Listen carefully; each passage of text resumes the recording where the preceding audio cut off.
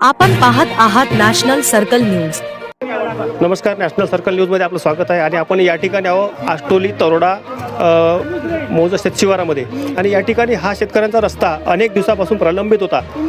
त्या ठिकाणी शासनाच्या निर्णयानुसार आणि या ठिकाणी म्हणजे हा रस्ता मोकळा करण्याकरिता महसूल विभागाच्या आदेशानुसार या ठिकाणी पूर्ण पोलीस यंत्रणा, महसूल विभागाचे अधिकारी कर्मचारी या ठिकाणी हजर झालेले आहे। आणि हा रस्ता कोण्या पद्धतीनं मोकळा केला आहे आपण अधिकारी कर्मचारी आहे यांच्याकडून जाणून घेऊ। नमस्कार, या ठिकाणी बऱ्याच दिवसापासून हा पांढरा रस्ता प्रलंबित होता आणि आज महसूल प्रशासन, पोलीस डिपार्टमेंट, सर्व अधिकारी कर्मचारी या ठिकाणी हजर आहे। आणि आज मॅडम तुम्ही हा रस्ता म्हणजे कशा पद्धतीने मोकळा करून दिला याच्याबद्दल थोडं तुम्ही सांगाल? ही आष्टोली रस्त्यावरची पांढरा रस्ता आहे नकाशावरचा। तो बरेच दिवसापासून बंद होता, जवळपास 5 ते 6 वर्षापासून।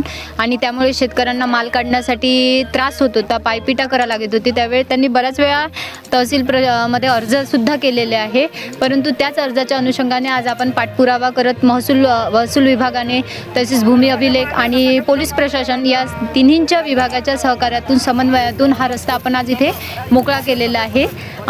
जवळपास हा रस्ता 5 वर्षापासून बंद होता। तो आज पोलीस प्रशासनाच्या सहकार्याने सुलभरित्या आणि सहजरित्या आपण मोकळा केलेला आहे।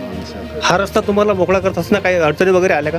हो, रस्ता मोकळा करताना अडचणी येणारच, कारण कसं असते, प्रत्येक शेती आणि शेतातलं पीक हा प्रत्येक शेतकऱ्याच्या जिव्हाळ्याचा प्रश्न असते। त्यामुळे पिकाचं नुकसान होणं हे स्वाभाविकच असते। पण हा जो रस्ता आहे हा सरकारी रस्ता असून आपण त्यावर कसं अतिक्रमण केलं किंवा आपण दुसऱ्याच्या याच्यावर जे पीक घेतलेलं आहे हे कसं, या पद्धतीने आम्ही सर्वांनी त्यांना समजून सांगितले आणि त्यातून मग मार्ग काढून हा रस्ता मोकळा केलेला आहे। आज हा मग पूर्णपणे रस्ता मोकळा झाला का?